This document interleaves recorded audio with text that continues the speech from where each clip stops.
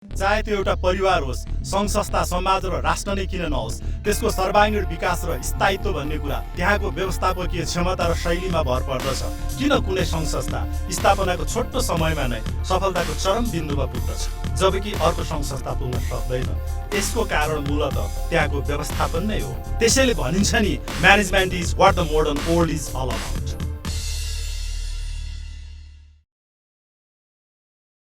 आदरणीय दर्शकवृन्द, नमस्कार। द मार्जिन मिडियाको यस प्रस्तुतिमा यहाँहरूलाई हार्दिक स्वागत तथा अभिवादन छ। यहाँहरू यो कार्यक्रम आइटिभी नेपाल र इन्डिजिनियस च्यानलबाट हेर्दै हुनुहुन्छ। आज पनि म एक विशेष प्रसङ्ग र एक व्यक्तिको साथ उपस्थित भएको छु। विश्व नै जटिल रूपमा भूरणनीतिक मामलामा सामेल भइरहेको वर्तमान परिप्रेक्ष्यमा नेपालले पनि खास गरी विदेशी राष्ट्रहरूसँगको सम्बन्धलाई अत्यन्तै चनाखोपूर्ण ढङ्गबाट अगाडि बढ्नुपर्ने हाम्रो आजको आवश्यकता छ। हाम्रो वैदेशिक नीति भनौँ अथवा परराष्ट्र नीतिले खास गरी राष्ट्रिय तथा अन्तर्राष्ट्रिय अखण्डता र राष्ट्रिय सार्वभौमसत्तालाई ध्यानमा राख्दै देशको सामाजिक तथा आर्थिक विकास गर्नेमा नै ध्यान दिएको छ र यसले खास गरी विश्वमा शान्ति, सुरक्षा र विश्वव्यापी सम्बन्धलाई विशेष जोड दिँदै आएको छ र हाम्रो परराष्ट्र अथवा वैदेशिक नीति असंलग्न परराष्ट्र नीति, पञ्चशीलको सिद्धान्त, संयुक्त राष्ट्रसङ्घको बडापत्र र अन्तर्राष्ट्रिय कानुनद्वारा नै निर्देशित छ। हामी दुई विशाल छिमेकी राष्ट्रहरूको बिचमा छौँ। यसले गर्दा हामीले हाम्रो सम्बन्धलाई अत्यन्तै समानुपातिक र सन्तुलित रूपमा अगाडि बढ्दै लाउनुपर्ने हाम्रो आजको प्रमुख आवश्यकता छ र वर्तमानमा हाम्रो वैदेशिक र हाम्रो कूटनीतिक अवस्थाहरू कस्तो छ, यसमा देखिएका भएका समस्या र चासोका विषयहरू के हुन् र यसलाई अझै हामीले बढीभन्दा बढी कसरी समाधान गर्दै लानुपर्छ र हाम्रो वैदेशिक र हाम्रो कूटनीतिक अवस्थालाई छोटो रूपमा र दीर्घकाल रूपमा कसरी हामीले व्यवस्थापन गर्दै जानुपर्छ, जसले गर्दा हामीले विश्व रङ्गमञ्चमा देश एउटा स्वतन्त्र रूपमा हामी चाहिँ अगाडि बढ्न सक्छौँ। र मूलतः यिनै जिज्ञासाहरू, प्रश्नहरू आज म एक विशेष व्यक्तिलाई राख्नेछु जो नेपालको लामो समयदेखि नै राजनीति र कूटनीतिमा विशेष अध्ययन र दखल राख्नुहुन्छ र उहाँको अनुभव चाहिँ नि मुलुकले धेरै चाहिँ नि लिइसकेको छ र कार्यक्रममा म स्वागत गर्न चाहन्छु आजका मेरा विशेष अतिथि, पूर्व परराष्ट्र तथा सञ्चार मन्त्री, राजनीतिज्ञ तथा कूटनीतिज्ञ र कुशल पत्रकार उहाँ हुनुहुन्छ रमेशनाथ पाण्डेज्यू। नमस्कार हजुर। कार्यक्रममा यहाँलाई हार्दिक स्वागत तथा अभिवादन। धन्यवाद। कस्तो हुनुहुन्छ? ठिक छ। यहाँको अब नाम पनि मैले धेरै सुनेको, इतिहासको एउटा लामो कालखण्डमा विभिन्न समयमा नै यहाँहरूले विभिन्न मन्त्रालयहरूमा सम्हालेर आफ्नो एउटा कार्यहरू पनि अत्यन्तै कुशल रूपमा सम्पादन पनि गरिसक्नु भएको छ। सुनेअनुसार यहाँ एउटा कुशल पत्रकार, राजनीतिज्ञ, कूटनीतिज्ञ पनि हुनुहुन्छ र यहाँसँग भेटेर मलाई केही कुराहरू गर्ने विशेष गरी मलाई पहिलेदेखि नै एउटा ठुलो जिज्ञासा थियो। आज त्यो मैले पाएको छु। यस अर्थमा पनि म आफू अत्यन्तै खुसी छु र कार्यक्रममा फेरि पनि म यहाँलाई हार्दिक स्वागत गर्न चाहन्छु। अब मेरो अनुभवमा मलाई एउटा के लाग्छ भने यहाँ एउटा विशाल सागर, एउटा ठुलो रुख जस्तो मलाई लाग्छ। यहाँसँग राजनीतिको त्यतिकै अनुभव छ, कूटनीतिको त्यतिकै अनुभव छ, पत्रकारिता पनि यहाँले गर्नुभयो। सुनेको थिएँ एकदम 13-14 वर्षको उमेरदेखि नै पत्रकारिताको क्षेत्रमा लाग्नुभएको थियो र 16-17 वर्षको उमेरमा त यहाँले भारतको र चीनका ठुला नेताहरूसँग पनि कुराकानी गरेको भन्ने पनि मैले पढ्न सुन्नमा आएको थियो। यस अर्थमा अनि म कता अलिकति कन्फ्युजन जस्तो पनि लाग्छ, कताबाट चाहिँ यहाँलाई प्रश्न सोधौँला भन्ने पनि लाग्छ। एउटा विशाल रुख हो, कुन हाँगाबाट कता समाउने भने जस्तो पनि लाग्छ। यहाँले रमेशनाथज्यू समग्रमा यहाँको यत्रो अनुभव, यो यस विविध क्षेत्रमा लाग्नुभयो, यहाँले आफूलाई एउटा कसरी हेर्नु भएको छ? यहाँले आफ्नो जीवनलाई, मैले एकदम एउटा पर्सनल क्वेसनबाटै सुरु गरेर म अगाडि बढ्न चाहन्छु। अलिकति बताइदिनुहोस् न, हाम्रो यो दर्शकहरूलाई पनि यो कुराहरू सुन्दाखेरि चाहिँ एक खालको एउटा अभिप्रेरणा पनि जाग्छ जस्तो मलाई लाग्छ यहाँको एउटा यो व्यक्तित्वलाई हामीले हेर्दाखेरि। यो म चाहिँ मलाई तपाईँको श्रोताहरूले हेर्दाखेरिमा खास गरेर युवा पुस्तकका श्रोताहरूले हेर्दाखेरिमा चाहिँ समयको गति, समयको प्रभाव र नियतिको स्वभावको रूपमा हेर्नु उचित हुन्छ। ओके। ती प्रत्येक समाजमा, प्रत्येक देशमा त्यस बेलाको परिस्थितिले धेरै कुराहरू निर्धारण गर्छ। धेरै परिबन्धहरू बनेर जान्छन् र एउटा आकस्मिकताहरू धेरै किसिमका हुन्छन्। मेरो जीवनमा पनि अघि तपाईँले जुन उल्लेख गर्नुभयो 13-14 वर्षको उमेरदेखि पत्रकारिता गरिस्, 16-17 वर्षको उमेरमा भारत र चीनको प्रधानमन्त्रीहरूको मैले ठुला नेताहरूसँगको त्यो भारत र चीनको भारतको प्रधानमन्त्री जवाहरलाल नेहरू र चीनको प्रधानमन्त्री चौ एन लाईसँग मैले इन्टरभ्यू लिएँ। यो चाहिँ नि तपाईँको त्यस बेलाको नेपालको परिस्थिति, त्यस बेलाको विश्वको परिस्थिति, त्यस बेलामा चीन र भारतको हैसियतका उपजहरू हुन्। त्यो बेलामा सबै कुरा प्रारम्भ थिए। अब ती प्रारम्भ भएका कुराहरू धेरै त्यसका तपाईँको आकारहरू धेरै बढिसकेका छन्। दोस्रो कुरा चाहिँ के हो भनेदेखि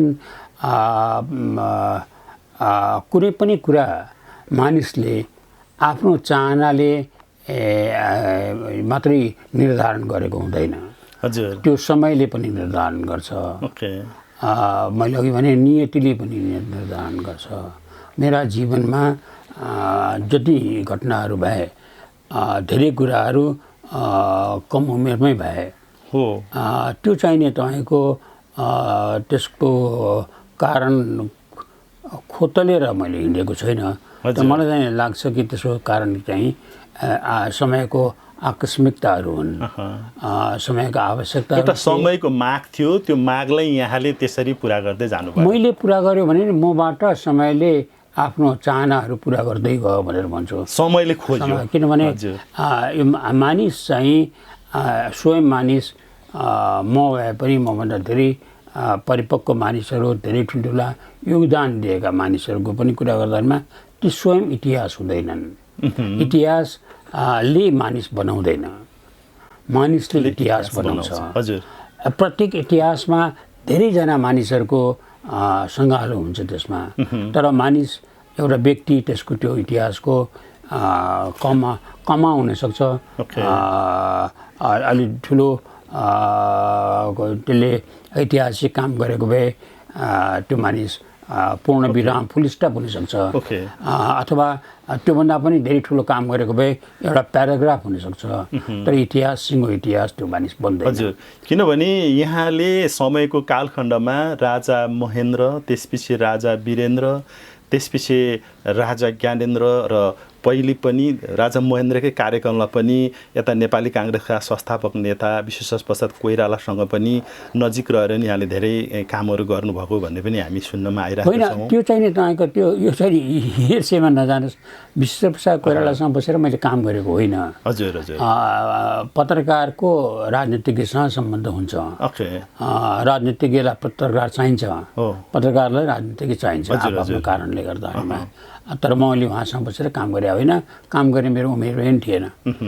वास्तवमा के भनेदेखि जब 17 साल पुगेको भइसकेपछि त्यसको 2 महिनापछि म पत्रकारै हुँदाखेरिमा मलाई गिरफ्तार गरेर जेल लगियो। 3 वर्ष जस्तो कति यहाँ जेलमा पनि होइन। म पहिलोपटक जेलमा जाँदाखेरि मेरो उमेर 17 वर्षको थियो। त्यसो गरेर मैले 3 पटक जेल गएँ। 3.5 वर्षभन्दा लामो समय मैले जेलमा बिताएको छु। जेलबाट छुटेर आएपछि राजा महेन्द्र र विश्वेश्वर प्रसाद कोइरालाको बिचमा समझदारी बनाउनको निम्तिमा यहाँको दुवैजनाको चाहनाले, किनभने दुईटैको चाहना नभइकन त्यो काम हुने सम्भव थिएन। दुईटैको चाहनाले मैले प्रयास गरेँ हुँ। यसको बारेमा बिपीले आफ्नो किताब जेल जर्नलमा धेरै कुरा लेख्नु भएको छ। र मेरो जुन पछिल्लो किताब छ निस्किएको छ क्रान्ति र प्रतिक्रान्ति, त्यसमा त्यसको बारेमा धेरै कुराहरू छन्। र बिपीको चिठीहरू जो उहाँले लेख्नुहुन्थ्यो जेलबाट, त्यो पनि त्यसमा छ। त्यसले बताउँछ। मुख्य कुरा चाहिँ नि तपाईँको के भनेदेखि यो तपाईँको यो प्रश्नलाई यसो भनेर टुङ्ग्याउँ कि प्रत्येक युवा पुस्ताका जो हाम्रा मित्रहरू हुन्छ उहाँहरू मसँग धेरै युवा मित्रहरूको सम्पर्क छ। हजुर। सोसियल मिडियाबाट पनि छ, विभिन्न बैठकहरूमा पनि उहाँहरू मलाई बोलाउनुहुन्छ, मलाई भेट्न पनि आउनुहुन्छ। मेरो उहाँहरूसँग धेरै सम्पर्क छ। हजुर। युवा पुस्ताहरू चाहिँ नेपालको साँच्चै नै आशा र भरोसाका केन्द्र बनेका छन्। मैले मेरो विभिन्न जेनेरेसनका मान्छेहरूसँग सम्पर्क छ, तर दुर्भाग्यवश हाम्रो नेतृत्वमा जो छ त्यो नेतृत्वमा बसेका मानिसको अध्ययन पनि छैन, अध्ययनमा रुचि पनि छैन। एउटा यस्तो पुस्ता तयार भइरहेको छ जसको अध्ययनमा रुचि छ, जो विश्लेषण गर्छ, जसको चिन्तन छ, जो चाहिँ प्रश्न गर्न डराउँदैन, आफ्नो जुन भावना छ व्यक्त गर्छ र त्यति मात्र होइन, उसमा एउटा सपना छ, त्यो सपना पुरा गर्नुको निम्तिमा उनीहरू समर्पित छ र उसमा त्यागको एउटा प्रतीक नै हो बनेर बसेको छ। र त्यो चाहिने युवा शक्ति अहिलेको जुन हाम्रो पछिल्लो स्थानीय चुनाव भएको छ त्यो चुनावले पनि बताएको छ, के प्रतिबिम्ब देखिन्छ यसमा। त्यो चुनावले के बताइरहेको छ भनेदेखि हामी कहाँ धेरै ठुलो प्रतिशत चाहिँ तपाईँको युवा पुस्ताहरू पहिलो फर्स्ट टाइम भोटर्सहरू आछन्। त्यसले चाहिँ तपाईँ के भने चाहिँ त्यो चाहिँ हाम्रो सम्पत्ति हुन्। उहाँहरूलाई चाहिँ युवा पुस्ताहरूसित अनुभव छैन, तर एउटा कुरा के छ भने प्रत्येक पुस्ताले आफ्नो लागि आफैले अनुभव गर्नुपर्छ। त्यो पहिलेकाले गरेका अनुभवहरूबाट सिक्ने त हो, तर त्यो अनुभव उहाँहरूलाई काम लाग्दैन, किनभने समय फरक छ, चुनौती फरक छ, विषय फरक छ, परिवेश फरक, हजुर, सबै फरक छ। त्यसले चाहिँ उहाँ युवा पुस्ताहरूले जुन सपना देख्नु भएको छ उहाँहरूले चाहिँ सपना देख्नुहोस्, हजुर, तर सपना आँखा बन्द गरेर राति नदेख्नुहोस्, हजुर, सपना दिउँसो देख्नुहोस्, आँखा खोलेर देख्नुहोस्। आँखा खोलेर देखेको सपना पुरा गर्नुको निम्तिमा समर्पित हुनुहोस्, अध्ययन अगाडि बढाउनुहोस्, राष्ट्रको बारेमा चिन्तन गर्नुहोस् र एउटा मन्त्रबाट मात्रै आफ्नो अध्ययन, आफ्नो क्रियाकलाप, आफ्नो सबै गतिविधिलाई निर्देशित गर्नुहोस्। त्यो हो नेपालको हित, नेपालको सुरक्षा, नेपालको अन्तर्राष्ट्रिय सम्मान, तीनवटा कुरालाई लिएर उहाँहरूले गर्नुहोस्। त्यसमा नेपालको भविष्य छ र म एउटा कुरा तपाईँको च्यानलबाट उहाँहरूलाई बताउन चाहन्छु, उहाँहरू नेपालको भविष्य हो र यो युवा पुस्ताको बारेमा मेरो जो अनुभव छ र मेरा जो उहाँहरूसँगको साक्षात्कारबाट मेरा जो अनुभूतिहरू भइरहेछ त्यसबाट म विश्वस्त छु कि नेपालको भविष्य उज्जवल छ। हजुर, धन्यवाद यहाँको यो युवा पुस्ताहरूप्रतिको यो अत्यन्तै सार गरिबी त्यो उत्प्रेरणाको लागि। मैले अघि पनि अलिकति छोटोमा प्रसङ्गमा ल्याएँ, यहाँले समयका विभिन्न कालखण्डमा चाहिँ विभिन्न यो कार्यहरू गर्नुभयो। खास गरी म अलिकति मेरो फोकस चाहिँ अलिकति कुटनीतितिर नै पनि जान्छ, यद्यपि यहाँले विभिन्न मन्त्रालयहरू सम्हालेर आफ्नो कार्यहरू त्यहाँले गर्नुभयो। अहिले तत्कालमा हेर्दा हाम्रो यो वैदेशिक सम्बन्धलाई, हाम्रो कुटनीतिलाई यहाँले कसरी हेर्नुहुन्छ? हाम्रो पोजिसन अहिलेको हाम्रो अवस्था कस्तो हो? जो अवस्थामा यहाँले पहिले काम गर्नुभएको थियो त्यो बेला र अहिलेको बेलालाई तुलना गरेर हेर्दा यहाँले अहिलेको अवस्थालाई कसरी हेर्नु भएको छ? छोटोमा यो प्रकाश पार्नु। नेपालको कुटनीति अहिले कमजोर भएको छ, निष्क्रिय छ। कमजोर यहाँले निष्क्रिय भन्नुभयो, हजुर, यो हुनुका कारणहरू? नेपालको कुटनीति कमजोर भएको छ, निष्क्रिय छ। हजुर, हजुर। यसले बाटो बिराएको छ, यसमा असङ्गतिहरूको सङ्गालो बनेर बसेको छ। हामीले कुटनीतिलाई नेपालको हितबाट सञ्चालित गर्न सकेका छैनौँ। हामीले यसलाई कुटनीतिलाई जो कुटनीति सञ्चालन गर्ने, अन्तर्राष्ट्रिय सम्बन्धहरू सञ्चालन गर्ने एकमात्र वैध अधिकारी नेपाल सरकार हो। हामीले त्यसको सट्टा हामीले व्यक्तिहरूमा यसलाई विकेन्द्रित गरेर गएका छौँ। हरेक पार्टीका, हरेक किसिमका, हरेक तहका नेताहरू अन्तर्राष्ट्रिय सम्बन्ध राख्छन्, कुटनीतिमा प्रवेश गरिदिन्छन्। हामीले तिनीहरू विदेशीहरूलाई भेट्नलाई लालयित भएर बस्छन् र विदेशीहरूसँग भेट्दा आफ्नो चाहनाअनुसार, आफ्नो आग्रहअनुसार, आफ्नो पूर्वाग्रहअनुसार, आफ्नो स्वार्थअनुसार वचन दिन्छन् र त्यो वचन पालन गराउन सक्दैनन्। परिणाम के भएको छ भने आज एउटा यस्तो स्थितिमा नेपाल आइपुगेको छ जहाँ नेपालको नीति, नेपालको अडान, नेपालको दृष्टिकोण, नेपालले भोलि लिने निर्णयको अन्तिम निर्णयकर्ता को हो, नेपालको आधिकारिक प्रवक्ता को हो, कसले बोलेको चाहिँ नेपालले बोलेको भनेर मान्ने भन्ने बारेमा संसारमा भ्रम छ, कन्फ्युजन। भनेपछि यहाँको भनाइ अनुसार चाहिँ देशको एउटा हाम्रो कोर इन्ट्रेस्ट र हाम्रो मेजर प्रायोरिटीलाई चाहिँ जोगाउन र प्रवर्धन गर्न चाहिँ हामी त्यति सकेनौँ होइन? त्यसो भए होइन, त्यति हलुका कुरा पनि म गर्दिनँ। मैले अलि निर्दयतापूर्वक अलिक कडै कुरा गरेँ। हेर्नुहोस् त, तपाईँको एमसिसीको बारेमा हेर्नुहोस्, एमसिसीको बारेमा निर्णय गर्छ एउटा निकायले, त्यसको कपीहरू पाएका प्रधानमन्त्रीहरू भन्छन् हामीलाई थाहै छैन।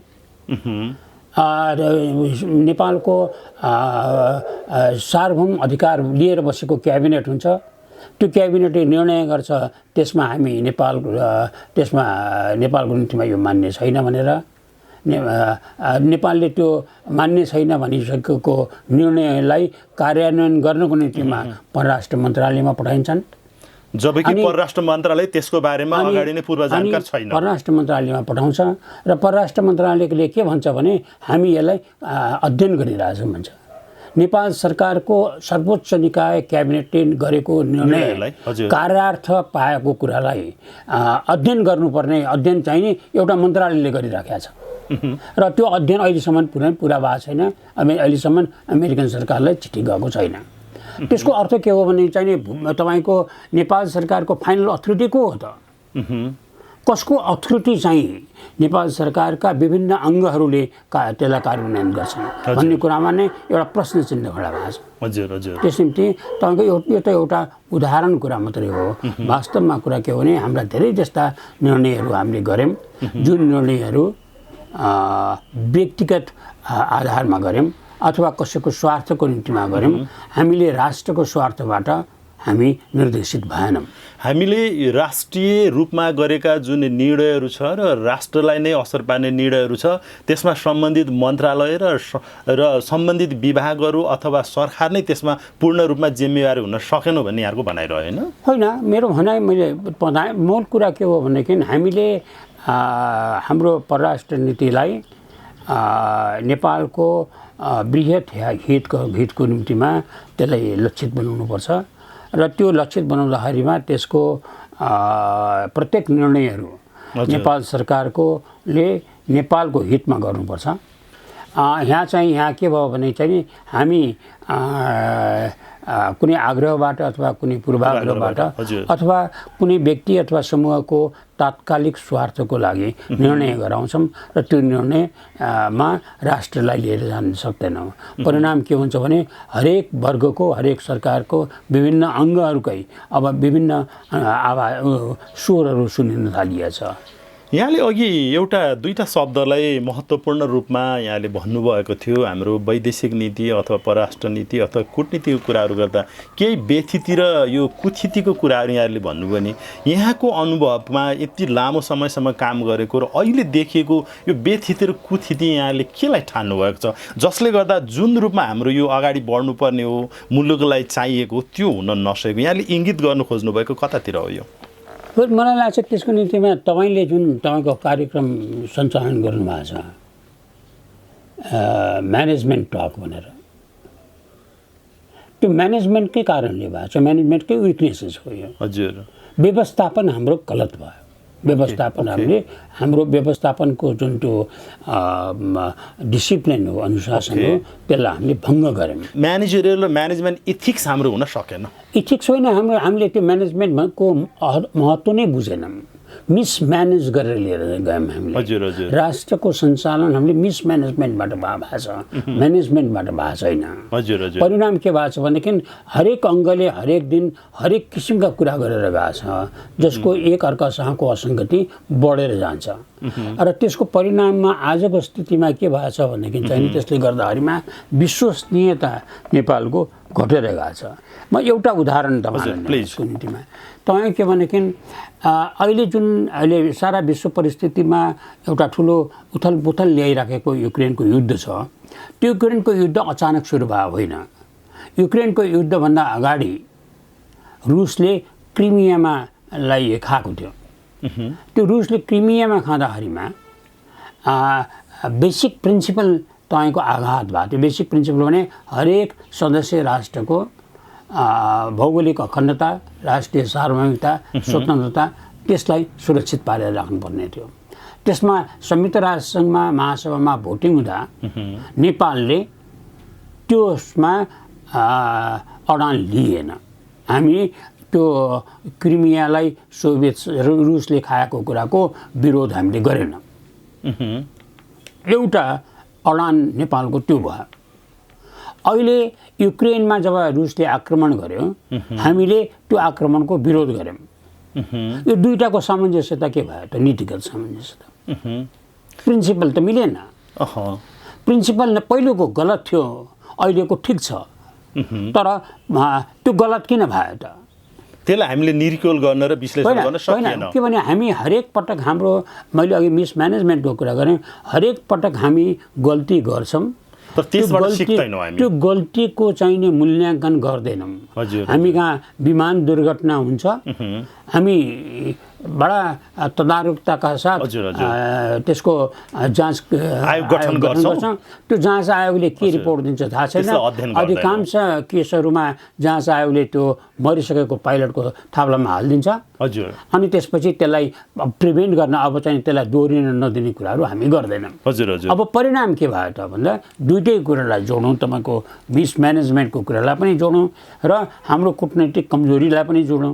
दुइटैलाई जोडेर हेर्दाखेरिमा के भन्दाखेरि यो तपाईँको 2013मा युरोपियन युनियनले, युरोपियन कमिसनले तपाईँको नेपालको सिभिल एभिएसनमाथि विमान उडानहरूमा प्रतिबन्ध लगायो। त्यो आजसम्म पनि प्रतिबन्ध कायम छ। त्यो प्रतिबन्धको कारणले हाम्रो पर्यटन महाविकासमा असर गरेको छ। हाम्रो विमान युरोप जान सक्दैन।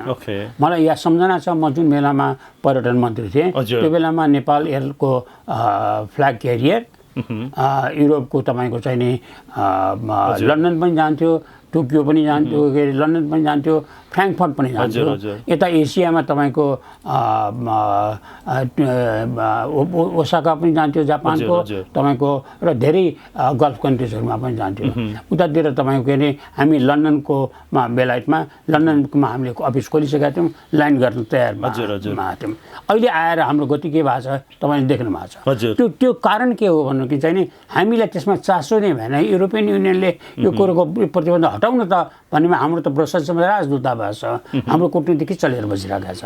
हामीले त्यसको निम्तिमा आवश्यक जुन चाहिने बिल विधेयक तपाईँको हाउसले पास गर्नुपर्ने छ, विधेयक हाउसमा थन्किएर बसिरहेको छ। सबै कुराहरूलाई राख्नुभयो भने हामी सक्षम हुन सक्छौँ। कूटनीतिक मात्रै होइन, मैले म्यानेजमेन्टको कुरा भने सबै कुरालाई समष्टिगत रूपमा हेर्दाखेरिमा भनौँ न, अहिले हामी चाहिने अहिले भर्खर मैले केही दिन अगाडि यहाँ चाहिने चामलको भाउ चाहिँ एकदम तपाईँको बढेर गयो भनेर चाहिँ समाचार पढाएको थिएँ। हामी कहाँ खाद्यान्नको कमी हुन थाल्यो। यो चाहिँ तपाईँको आजभन्दा 2 महिना अगाडि युनाइटेड नेसन्स जनरल एसेम्ब्लीमा एउटा स्पेसल सेसन बसेको थियो, जुन सेसनमा यो चाहिँ तपाईँको खाद्य सङ्कट, युक्रेनको वारले बढेको खाद्य सङ्कटको बारेमा छलफल गर्न लागेको थिए र त्यसमा एउटा बाटो खोज्न लागेको थियो। त्यसमा हाम्रो छरछिमेकका सबै मन्त्रीहरू गएर बसे। हाम्रो मन्त्रीहरूलाई फुर्सद भएन त्यहाँ जानेलाई, किनभने हाम्रो स्थानीय चुनाव भयो, चुनाव मर्ता महत्त्व भयो नेपालको लागि, त्यो खाद्य सङ्कट भएन। त्यसमा त्यो के कारणले भयो भने म्यानेजमेन्ट भएन। कुन कुरालाई प्राथमिकता दिने, कुन कुरामा गरेको कुरालाई निरन्तरता दिने, त्यो निरन्तरता दिने अथोरिटीको हामी कहाँ म्यानेजमेन्ट त्यो क्रिकेट हेर्न सक्यौँ। यहाँले अघि हाम्रो अलिकति कुटनीति परराष्ट्र नीतिको कुराहरू गर्दाखेरि हामी त्यति सक्षम, त्यति प्रबल हुन सकेन भन्ने छौँ। यसमा अलिकति हामी आन्तरिक रूपमा हामी कति जिम्मेवार र बाह्य पक्षहरू यसमा कति जिम्मेवार छन्, यहाँले के भन्नुहुन्छ यसलाई? होइन, तपाईँ के भने बाहिरको कुरा चाहिँ नि तपाईँ आफ्नो घर सम्हाल्न नसक्ने हामी अरूलाई दोष तपाईँको दिन्छौँ। घरमा तपाईँको व्यवस्थापन गर्ने जिम्मा तपाईँ गर्न नसक्ने अनि छिमेकीलाई दोष दिएर हिँड्ने, त्यो त गलत कुरा हो नि। यो त भनेपछि हामी आफू सक्षम नभएर अरूलाई दोष होइन, दिनु अरूलाई मात्रै दोष हो दिने यो। कामै छैन। हजुर हजुर देश मेरो, देश सञ्चालन गर्ने अधिकारी हामी, त्यसको तपाईँको उत्तरदायित्व हामीले लिनुपर्छ। हजुर। त्यसमा हुने गल्तीहरूको दुष्परिणाम हामीले भोग्नुपर्छ भन्दा हामीले गर्नु सक्नु पर्यो। हामीले किन गर्न सकेनौँ त? किन गर्न सकेनौँ त? हामीले सिक्नुपर्ने विगतबाट के होइन, थियो त्यो कुरा कति सिक्नुहुन्छ तपाईँ? मलाई एउटा कुरा मैले नबुझ्या, म खास गरेर तपाईँको युवा दर्शकहरूलाई बताउन चाहिरहेको छु। यो कति सिक्ने नेपालले? नेपाल जुन बेलामा एकीकृत भएको थियो त्यो बेलामा त संयुक्त राज्य अमेरिका भन्ने अहिलेको महाशक्ति राष्ट्र जन्मिएको पनि थिएन। नेपालले कति सिक्ने? नेपालले तपाईँको जुन बेलामा नेपालले बेलायतसित, त्यो बेलाको सुपर पावर बेलायतसित डिप्लोमेटिक रिलेसन्स इस्टाब्लिस गरेर तपाईँको लन्डनमा एम्बेसी खोलिसकेको थियो, त्यो बेला त दक्षिण एसियामा एउटा पनि स्वतन्त्र राष्ट्र थिएनन्। कति सिक्ने र कति हामी सक्षम हुने, कति हाम्रो सामर्थ्य बढाउने, कति हाम्रो चाहिने निर्णयकर्ता हामी हुने र हाम्रो निर्णय क्षमतालाई हामीले प्रदर्शन गर्ने। जब भारतमा अङ्ग्रेजहरूले भारत छोडिसकेपछि छोड्ने बेलामा भारतमा 500 भन्दा बढी सङ्ख्यामा स्वतन्त्र राज्यहरू थिए जो आफै शासन गर्थे, आफै त्यसका सार्वभौम थिए। ती सबैलाई मिलाएर जब युनियन अफ इन्डिया भारत सङ्घ बनाउन थालियो, बनाउने बेलामा भारतमा समस्या भयो। भारतमा समस्या भएर भारतका तत्कालीन उप प्रधानमन्त्री, जसलाई युनिफिकेसन अफ इन्डिया को जिम्मेवारी दिइएको थियो सरदार वल्लभभाई पटेलले हाम्रो तत्कालीन प्रधानमन्त्रीलाई चिठी लेखेर पठाए कि हामीलाई यो समस्या भइरहेछ, त्यसनिम्ति हामीलाई सैनिक सहायता देऊ भनेर। त्यस बेलाको प्रधानमन्त्रीले आफ्नो छोरोलाई सेनाको तपाईँको कमान्ड दिएर इन्डियामा पठायो र उसले इन्डियालाई, उसको इन्डियाको युनियन अहिलेको जुन देख्नुहुन्छ त्यो युनियन स्टाब्लिस गर्नको निम्तिमा उसलाई सहयोग गर्यो। त्यो सहयोग गरेर जब काम सम्पन्न भएपछि आफ्नो काम सिद्धियो भनेर फर्केर आउनु लाग्दाखेरिमा सरदार पटेलको अर्को चिठी आएको देखिन्छ नेपालको प्रधानमन्त्रीलाई, होइन होइन नेपाली सेना त फर्किनु भएन, हामी यहीँ बस्दिनु पर्यो, हामी कहाँ त अरू पनि विपत्ति आउनेवाला छ। फेरि हामीले एक्सटेन्ड गरेर केही समय बस्यौँ। त्यो सामर्थ्य तपाईँको होइन? नेपालले त्यो बेलादेखि नै त्यो एउटा छवि त कायम गरेको हो नि। होइन, छवि होइन, तपाईँले सिक्ने कति, कहिले तपाईँको ताकत तपाईँले बनाउने के, देखाउने कहिले भन्ने, देखाउने के, बनाउने के, त्यो तपाईँले हामी खिच्दै गयौँ। त्यत्रो ताकत भएको सेनालाई तपाईँले चाहिने आएर 2008 सालमा गएर त्यो सेनालाई चाहिने सबल बनाउन, सक्षम बनाउनलाई इन्डियन मिलिट्री मिसन ल्याएर हुल्दियौँ हामीले। यहाँ हामी त गल्ती त हामीले गर्दै गएका छौँ। त्यसैले हामीले इतिहासमा नगरेका होइनौँ, इतिहासमा हाम्रो क्षमता नदेखाएको होइनौँ, क्षमता नेपालीसित नभएको पनि होइन, तर त्यो क्षमतालाई हामीले उपयोग गर्न सही ढङ्गले परिचालन गर्न सकिएन। तपाईँकै कार्यक्रमको भाषामा म्यानेज गर्न सकेनौँ। म्यानेज गर्न नसकेको दुष्परिणाम के भने आज हामी कमजोर छौँ। आज हाम्रो देश, यो नेपाल यही देश हो जसले केही दशक अगाडिसम्म यो देशको फरेन एक्सचेन्जको सबभन्दा ठुलो आम्दानीको स्रोत आफ्नो धान चामल बेचेर हुन्थ्यो। जुन धान चामल नेपालले साउथ इस्ट एसियामा पनि पठाउँथ्यो, इन्डियामा पनि पठाउँथ्यो, अमेरिका पनि पठाउँथ्यो। आज तपाईँको अरौँ रुपियाँको चामल बाटोबाट मगाएर पेट पालेर बसिरहेको छ भन्दाखेरिमा हामी चाहिँ बिस्तारै बिस्तारै खिँदै कमजोर हुँदै ठिचिँदै के भयो भने चाहिँ आज हामी यहाँ आइपुगेका छौँ। यहाँले यो अवस्थामा आइसकेको छौँ भन्दै जाँदाखेरि हामी यो अवस्थामा आइपुग्नमा चाहिँ दोषी हामी नै रह्यौँ भनेपछि हाम्रै बिचको एउटा राजनैतिक खिचातानी, अन्तर्राष्ट्रिय एउटा कुराहरूलाई, सम्बन्धलाई हामीले बुझ्न नसकेको, हामी आफै एउटा सेल्फ म्यानेज हुन नसकेको मैले भने म सही या गलत के हुन्छ यसो भन्दा? होइन, तपाईँ के भने यथार्थ कुरा के हो भने कुनै पनि देश संसारमा आज जति देशहरू छन् ती कुनै पनि देश एउटा साह्रै अप्ठ्यारो परिस्थितिबाट, साह्रै गम्भीर समस्याहरूबाट, साह्रै ठुलो कमजोरीहरूबाट तपाईँको हुर्किएर आएको छ। हुर्किएर आएर जब स्थायित्व कायम गरेको छ, जब विकसित भएको छ, जब क्षेत्रीय अथवा अन्तर्राष्ट्रिय तपाईँको हैसियत बनाएको छ, त्यसको कारण के हो भने त्यहाँ एउटा नेतृत्व त्यो देशले पाउँछ। त्यो एउटा यस्तो नेतृत्व पाउँछ जुन नेतृत्वले आफूलाई हेर्दैन, आफ्नो परिवारलाई हेर्दैन, आफ्ना नातागोतालाई हेर्दैन, आफ्ना पिछलग्गुहरूलाई हेर्दैन, आफूलाई चन्दादाताहरूलाई हेर्दैन, त्यसले राष्ट्रलाई मात्रै हेर्छ र त्यसले त्यसको लिगेसीलाई हेर्छ। म मरेपछि मलाई कसले के भनेर सम्झिने भनेर हेर्छ, त्यसमा चिन्तन गर्छ, त्यसैमा लागेपर्छ, त्यसैमा समर्पित भएर काम गर्छ, परिणाम देश बनाइदिन्छ। हजुर, हामीभन्दा पछि जन्मिएको, हामीभन्दा धेरै पछाडि परेको बङ्गलादेश अहिले तपाईँको आर्थिक दृष्टिमा तपाईँको हामीभन्दा धेरै माथि गइसक्यो। किन त्यस्तो सम्भव भयो?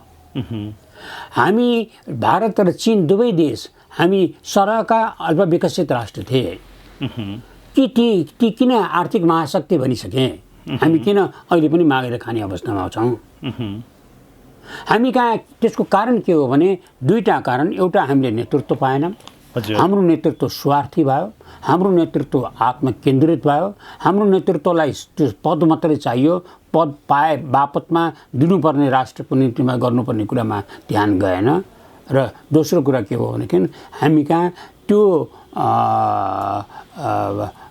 व्यवस्थापन यति कमजोर भयो र हामीले राजकीय संयन्त्रहरू, राज्यका जति संयन्त्रहरू छन् ती सबै संयन्त्रहरूलाई स्थायित्व दिने सट्टामा त्यसलाई चाहिँ हामीले आफ्ना मान्छेहरूलाई भर्ती गर्न थाल्यौँ, आफ्ना नातागोतालाई भरिदिन थाल्यौँ।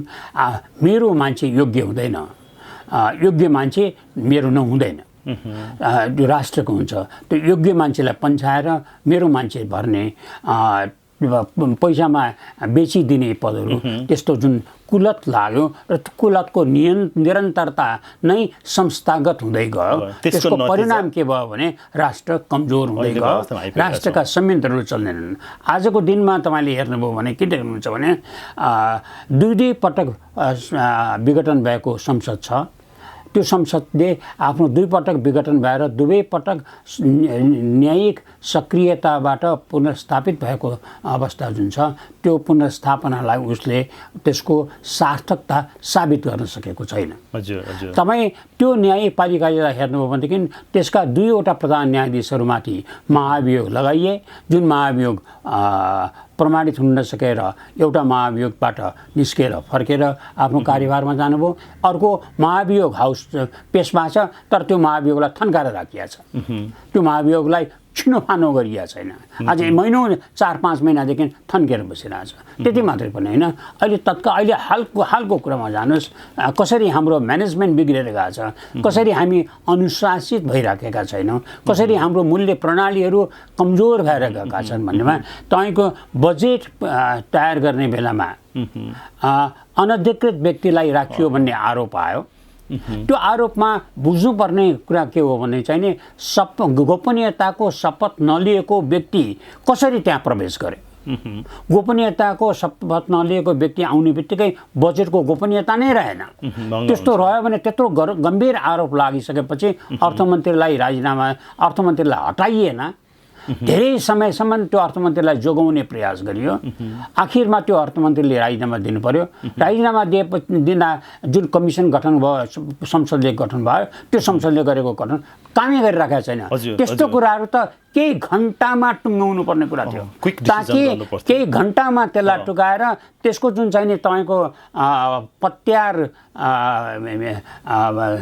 तपाईँको ह्रास भएको छ, विश्वसनीयता ह्रास भएको छ, नेपालको बजेट प्रणाली पनि यस्तो फितलो छ भन्ने तपाईँको भ्रम फैलिएको छ। त्यसलाई तपाईँको तत्काल करेक्सन हुन्थ्यो भने अर्थ सारांश के हो भने हामी कहाँ नेतृत्व नेपालले पाएको छैन, नेपालको व्यवस्थापन कमजोर छ, नेपालले राज्यका मूलभूत जो अङ्गहरू हुन् त्यो अङ्गको घोर राजनीतिकरणको कारणले गर्दा ती निष्क्रिय भएर बसेका छन्। अहिलेका नतिजा जे छन् सबै निष्क्रिय भएर गएका छन्। त्यो भएको हुनाले यस्तो अवस्थामा कुनै विपत्ति आयो भने, कुनै विपत्ति आयो भने हामी सम्हाल्न सक्दैनौँ। 2072 सालमा जुन बेलामा नेपालमा महाभूकम्प आयो, त्यो महाभूकम्प आएको बेलामा नेपालका प्रधानमन्त्रीले उनको देशमा महाभूकम्प आएर देश बेचेत भएको छ, राष्ट्र बेहाल छ, जनतामा हाहाकार छ भन्ने कुराको जानकारी भारतका प्रधानमन्त्रीको मुखबाट पाउनु पर्यो। त्यो परिस्थिति, त्यो कमजोर व्यवस्थापन, त्यो लाचारीपन, त्यो अयोग्यता, त्यो गैरजिम्मेवारपनको अवस्थामा सुधार भएको छ भन्ने कुराको विश्वास गर्ने, त्यस्तो अनुभव गर्ने ठाउँ छ। हजुर, यो हामीले अलिकति यो परराष्ट्र नीति कूटनीतिको कुराहरू गर्दा म अलिकति बढी यतैतिर नै फोकस हुन खोजिरहेको छु। यहाँको एउटा लामो अनुभवको कारणले पनि हो। यो कतिपय राजनीतिक विश्लेषकहरू अथवा कूटनीतिज्ञहरूले पनि अहिले चाहिँ खास गरी नेपालको यो एउटा अलिकति गम्भीर अवस्थामा भइरहेको एउटा छिमेकी राष्ट्रहरूको र अन्य राष्ट्रहरूको पनि बढीभन्दा बढी चासोको विषय रहिरहेछ भन्ने भनाइ आइरहेको छ नि, होइन? नेपाल चाहिँ अहिले अलिकति एउटा कूटनीति र परराष्ट्रमा चाहिँ हेर्दाखेरिको पहिलेको भन्दा चाहिँ अलिकति एउटा क्रिटिकल अवस्थामा छ पनि भनिन्छ। यहाँलाई अहिलेको बेला यहाँले कसरी हेर्नु भएको छ? यो उच्च पदस्थ व्यक्तिहरूको यो निरन्तर भ्रमण, यो विविध कारणहरूले गर्दाखेरि पनि तपाईँको के भने चाहिँ नेपालको भूगोल त्यही हो जुन पहिले थियो, त्यो त फेरिएको छैन, त्यसमा फेरिनु भएको छैन। हजुर हजुर। तर नेपालको तपाईँको महत्त्व, स्ट्राटेजिक सामरिक महत्त्व बढेर गएको छ। कारण के हो भने विश्वको अन्तर्राष्ट्रिय राजनीति परिवर्तन भयो, विश्व स्थिति परिवर्तन भयो, विश्वको शक्ति सन्तुलनमा परिवर्तन भयो र त्यो शक्ति सन्तुलनको लाई छोटकरीमा हामीले कसरी बुझ्नुपर्छ भनेदेखि चाहिँ नि पावर चाहिँ नि युरोपबाट 300 वर्षपछि फेरि एसियामा पावर सिफ्ट गर्न थाल्यो। त्यो सिफ्ट गर्न थालेको बेलामा तपाईँको एउटा महाशक्ति जो छ त्यो चाहिने महाशक्ति आफ्नो महाशक्तिको हैसियत, त्यो प्रभुत्व, त्यसलाई त्यो डोमिनेसनलाई तपाईँको जोगाएर राख्नलाई प्रयत्नशील भयो। अर्को महाशक्ति इमर्ज गरेर आयो। त्योले चाहिँ के हो भने त्यो विश्वमा बहुध्रुवीय विश्व व्यवस्थाको सिर्जना गरेर आफू एउटा ध्रुवको रूपमा स्थापित हुनलाई ऊ अगाडि बढ्न थाल्यो। भन्दा त्यो दुईटाको बिचको जुन द्वन्द्व सुरु भयो, त्यो द्वन्द्व सुरु भएको परिणाम हो जसले गर्दा नेपालको भूस्थापनको संवेदनशीलता वात्तै बढ्यो र नेपालको सामरिक महत्त्व अरू देशहरूको लागि तपाईँको बेसगरी बढेर गयो। अब यसमा हामी कन्फ्युजन हुन नहुने कुरा के हो भने दुईटा महाशक्तिको बिचमा द्वन्द्व त पहिले पनि भएको थियो। सोभियत सङ्घ र संयुक्त राज्य अमेरिकाको बिचमा लामो समयसम्म द्वन्द्व भयो, जसलाई हामी शीत युद्ध भनेर बुझ्छौँ। तर त्यसमा त्यो बेलामा त नेपालले अधिकतम आर्थिक, राजनैतिक र कूटनैतिक लाभ हासिल गरेका थियो। हाम्रो औद्योगिकरण त्यही बेलामा हामीलाई ठुल्ठुला प्रोजेक्टहरू त्यो बेलामा बने, हाम्रो अन्तर्राष्ट्रिय तपाईँको छवि हाम्रो माथि गयो, सबै कुरा भएको थिए। त अहिले हामी किन गर्न सक्छौँ? किन भनेदेखि चाहिँ नि त्यो बेलामा ती द्वन्द्वमा संलग्न दुईटा शक्तिहरू नेपालबाट धेरै टाढा थिए। अहिले द्वन्द्वमा संलग्न नेपालको छिमेकी भएको छ। त्यो छिमेकी भएको हुनाले अर्को टाढाको राष्ट्र पनि यहाँ संलग्न हुन आयो। त्यो संलग्न हुन आएको हुनाले नेपालको सामरिक महत्त्व बढेर गयो, संवेदनशीलता बढेर गयो। त्यो बढेर गएको बेलामा हाम्रो प्रवृत्ति, हाम्रो दृष्टिकोण, हाम्रो शासन शैली, हाम्रो व्यवस्थापकीय क्षमता, हाम्रो दूरदृष्टि, हामीमा अनुशासन सबैमा हामीले तदनुकूल हामीले बनाउनु पर्ने थियो। हामी बनाउन सकेनौँ। हामी साबै बमोजिम हाम्रो सत्तामा बसेका मित्रहरू आत्मकेन्द्रित भएर बस्नुभयो। उहाँहरू उन्नतिमा आज मात्रै भयो, भोलि भएन। अनि परिणाम के हुन आयो भनेदेखि चाहिँ हाम्रो नेपाल चाहिँ बिस्तारै बिस्तारै भारत, चीन र अमेरिकाको द्वन्द्वमा फस्दै गयो। अहिले तपाईँले देख्नुभयो भनेदेखि चाहिँ तपाईँले यस्तो विश्लेषण गर्नुभयो भने के पाउनुहुन्छ भने हामी कहाँ पहिलोपटक नेपालको इतिहासमा नेपालको 200 वर्षभन्दा लामो कूटनैतिक अनुभवमा पहिलोपटक नेपालमा दुईवटा महाशक्तिहरूको बाक युद्ध चलिराखेको छ। नेपालमै सुरु भएको छ र नेपालमा त्यो बाक युद्ध चलिरहेको बेलामा हामी हाम्रो भूमि कुनै मित्र राष्ट्रको खिलाफमा प्रयोग गर्न दिन्नौँ भनेर मन्त्र जपेर बसिरहेका छौँ। त्यो मन्त्रलाई चोपेको मन्त्रलाई त्यो कमिटमेन्टलाई पालन गराउन सक्ने क्षमता हामी प्रदर्शन गरिराखेका छैनौँ। परिणाम के भयो भने चाहिँ नि दुईटै यो वैदेशिक शक्तिहरू सक्रिय भएका छन्। उनीहरू त्यो सक्रिय भएर उनीहरूको संलग्नता बढिराखेका हुनाले उनीहरूको बिचको द्वन्द्व नेपाली भूमिमा आइसकेको हुनाले नेपालमा जुन तापहरू देखि पारेछ त्यो तापले नेपालको समग्र परिस्थितिमा राजनीतिमा समेत त्यसको छापहरू छायाहरू देखा पर्न थालेका छन्, जसले गर्दाखेरि नेपाल असिलो झन्झन असिलो अवस्थामा गइरहेको। खास गरी अब एमसिसी हुन त जो व्याख्यात्मक विश्लेषण पनि भयो, अब जुन त्यो फागुन 15मा त्यसलाई पारित गरियो, त्यो गर्नुभन्दा अगाडि नै यता अब चिनिया सरकारको अथवा त्यहाँको प्रवक्ताले, विदेश मन्त्रालयका प्रवक्ताले पनि भनिसकेको थियो यो चाहिँ एउटा नेपालको चाहिँ नि लाई उपहारको नाममा, सहयोग गर्ने नाममा चाहिँ एउटा यो हेपा प्रवृत्ति हो अमेरिकाको, यो चाहिँ एउटा गिफ्ट हो कि एउटा पान्डोरा बक्स हो भनेर पनि भनेको थियो। खास गरी एमसिसीको पारित भइसकेपछि चाहिँ चीनले नेपाललाई हेर्ने एउटा दृष्टिकोणमा चाहिँ अलिकति सशङ्कित भएको हामी देख्छौँ। अबको यस्तो अवस्थामा नेपालले जुन यद्यपि हामी बढीभन्दा बढी ऋणहरू लिएर हामी चाहिँ त्यसलाई तिर्न सक्ने अवस्थामा, आर्थिक अवस्थामा हामी सक्षम छैनौँ, विदेशी राष्ट्रले अमेरिकाले दिएको त्यो एउटा सहयोग हो र यसले गर्दाखेरि हामीलाई आर्थिक रूपमा सहज हुन्छ भन्ने कुराहरू चीनलाई हामीले कसरी कन्भिन्स गर्दै जाने र अबको अवस्थामा चीनसँग हाम्रो सम्बन्धलाई बढीभन्दा बढी अझै कसरी सन्तुलित गर्दै जाने अहिलेको यो परिवेशमा? यसमा यसलाई दुईवटा दृष्टिबाट तपाईँको प्रश्नलाई लिउँ। पहिलो चाहिँ तपाईँ के भनेदेखि यो एमसिसीको बारेमा नेपालको शासकीय व्यवस्थापनकामा भएको ठुलो कमजोरीको एउटा उदाहरण हो। एमसिसी नेपालको निम्तिमा हितमा थियो भने त्यसलाई त्यत्रो ठुलो चाहिने तपाईँको मुद्दा किन बनाउनु पर्यो? तपाईँको आम जनतालाई उत्तेजित पार्ने किसिमले किन लगियो?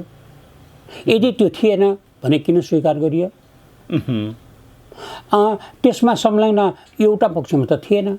सबै नेपालका सबै प्रमुख राजनीतिक दलहरू सरकारमा भएको बेलामा भएका छन्। त्यो घटनाक्रम त त्यसरी विकास हुँदै भन्दाखेरिमा आफू सरकारमा भएको बेलामा त्यसको अध्ययन गरेर त्यसमा नेपालको निम्तिमा अहित हुने कुराहरू छ भने त्यो कुरालाई तत्काल किनै हरेक सरकारले त्यसलाई सुधार दिन नलगेको? र जुन बेलामा तपाईँको सडक आन्दोलन ठुला पार्टीहरूले चलाए र आम जनतालाई एमसिसी नेपालको अहितमा छ भन्ने कुराको सन्देश प्रवाह ठुला पार्टीहरूले गरे र ठुला पार्टीहरूले एक दिन नाटकीय ढङ्गबाट संसदमा एउटा प्रस्ताव पास गरेर त्यसलाई अनुमोदन गरे। प्रश्न आउँछ, यो द्विपक्षीय सम्झौता जुन हुन्छ त्यो द्विपक्षीय सम्झौता अन्तर्राष्ट्रिय मान्यता अनुसार द्विपक्षीय रूपमा मात्रै त्यसको संशोधन हुनसक्छ, एकपक्षीय हुँदैन। त्यो सम्बोधन त्यो प्रस्ताव हामीले पास गरेको भए पनि अमेरिका सरकारले त्यसलाई स्वीकार गरेको छ, अहिलेसम्म गरेको छैन। भनेपछि लिगल कानुनी दृष्टिमा, राजनैतिक नैतिकताको दृष्टिमा, अन्तर्राष्ट्रिय प्रचलनको दृष्टिमा हेर्ने हो भने एमसिसी जुन सम्झौता भएको छ त्यो मात्रै जीवित छ, संसदले गरेका कुराहरू जीवित छैनन्। अब त्यो अवस्थामा नेपाललाई लिएर आउने काम कसले गरेको? यही नेतृत्वले गर्यो। त्यो नेतृत्वमा एउटा होइन, सबै त्यसमा संलग्न छन्। अब दोस्रोमा तपाईँले दोस्रो साइडमा जानुभयो भने दोस्रो साइडमा जानुभयो भने के देखिन्छ भने अब त्यसको बारेमा हामीले गर्न लागेको बेलामा नेपाल सरकारले को उच्च स्तरबाट एउटा किन यो विचार भएन, यसका प्रभावहरू, यसका इम्प्लिकेसन्सहरू हाम्रो अरू कुन सम्बन्धहरूमा हुनसक्छ, हाम्रा अरू कुन तपाईँको मामिलाहरूमा हुनसक्छ भन्ने कुराको अध्ययन किन भएन र त्यसलाई के हामीले चाहिँ सन्देश प्रवाह गर्ने भन्ने बारेको प्रयास किन हुन सकेन? त्यो कमजोरी किन भयो त? दुई, तेस्रो कुरा चाहिँ तपाईँ के भनेदेखि मुख्य कुरा तपाईँको अघि हामीले यसको बारेमा धेरै व्याख्या गरिसक्यौँ। यसलाई संक्षेपमा सारमा कुरा के हो भने नेपालको कूटनैतिक क्षमता, नेपालको कूटनैतिक सिप त्यस बेलामा साबित हुन्छ जुन बेलामा नेपालले भारत र चीन दुवै छिमेकीहरूलाई यो कन्भिन्स गर्न सक्छ कि नेपालको राजनीतिक स्थायित्व, नेपालको आर्थिक समुन्नति, नेपाली राष्ट्र जनताको बिचको एकता ती दुईटै छिमेकीहरूको हितमा छ भन्ने कुरालाई तपाईको सम्झाउन सक्ने, चित्त बुझाउन सक्ने, कन्भिन्स गर्न सक्ने कूटनैतिक सेप नेपालमा देखाउनुपर्छ। नेपालले त्यो देखाउन सकेको छैन। त्यसको त्यसलाई एक सेन्टेन्समा त्यसलाई कम त्यसको तपाईँको मुख्य कुरा के भने हामीले यो विभिन्न किसिमका लहरहरू हामी गर्ने हाम्रा बानीअनुसार हामीले यो परराष्ट्र मामिलामा खास गरेर दुईटा छिमेकीहरूको सम्बन्धको बारेमा इक्विडिस्टेन्स समुदुरीको नारा लिएर आए। त्यो समुद्रले हामीलाई झन्झन दूरी हाम्रो बढाएर लिएर गयो। हाम्रा दुईटै देशहरूसित अहिले गम्भीर तपाईँका चाहिँ मतभेदहरू छन्। भारतसित थुप्रै समस्याहरूको चाङ लगाएर बसेको छ। त्यो समस्या समाधान गर्ने सार्थक प्रयास पनि प्रारम्भ भएको छैन। हामीले त्यो गरेका छैनौँ। होइन, हामीले होइन, दुवैतिरबाट भएको छैन। प्रयास नै भएको, सार्थक प्रयास नै भएको छैन। तर प्रयास त समस्या हाम्रो बढी भएकोले हामीले बढी गर्नुपर्ने हुन सक्छ नि। त्यसको बारेमा पछि कुरा गरौँला। तर के भने समस्याहरूको चाङ लागेर बसिया छ। चीनसितकोमा समस्यामा पत्यारको कमी बढेर गएको छ। त्यसको कारण के हो भनेदेखि हामीले इक्विडिस्टेन्सको मन्त्र जपेर हाम्रो दुईटै छिमेकीहरूसँगको डिस्टेन्स बढाएर लग्यौँ। तसर्थ हामीले त्यसलाई परिवर्तन गरेर अब समुदुरी होइन, समनिकटता, इक्वल क्लोजनेस को मन्त्र जपन थाल्नुपर्छ र दुवै छिमेकीहरूसित निकटमा जानुपर्छ। दुवैको पत्यार आर्जन गर्नुपर्छ र एउटा मूल अनुशासन नेपालको परराष्ट्र नीतिमा, नेपालको सुरक्षा नीतिमा, नेपालको शासकीय प्रवृत्तिमा एउटा अनुशासन कायम गर्नुपर्छ। त्यो अनुशासन के हो भने दुईटा छिमेकीहरूको विकल्प टाढाको शक्ति हुँदैन। जति ठुलो बलवान भए पनि टाढाको शक्ति छिमेकीको विकल्प बन्न सक्दैन। छिमेकीको विकल्प खोज्नलाई टाढाको हेर्ने दुष्प्रवृत्तिले युक्रेनलाई यो सङ्कटमा लिएर आएको छ। यहाँको अलिकति भनाइबाट मैले एउटा के बुझ्ने प्रयास गरेँ भने अहिले कता कता छिमेकी राष्ट्रहरूले चाहिँ नेपालले आफ्नो छिमेकी राष्ट्रहरूलाई दिने महत्त्व भन्दा नि अलिकति टाढा भएको राष्ट्रलाई बढी महत्त्व दिएको भनेर अहिले हाम्रो छिमेकी राष्ट्रहरूले त्यो अनुभव गर्न खोजेको अवस्था हो। मैले त्यसरी बुझ्दा के भन्नु? तपाईँ हरेक दिन चाहिने यो कम्युनिकेसन्सको लाइनमा बस्नु भएको छ, तपाईँका सम्पर्क हुन्छन्, तपाईँले त्यस्तो अनुभूति गर्नुभएको छ भने त्यस्तो गम्भीर कुरा हो नि। हजुर हजुर। अब यहाँले अलिकति यो नेपाल भारतको पनि यही कुरा गर्दा खास गरी अहिले धेरै देखेको चाहिँ एउटा बोर्डर इस्यु नै हो हाम्रो।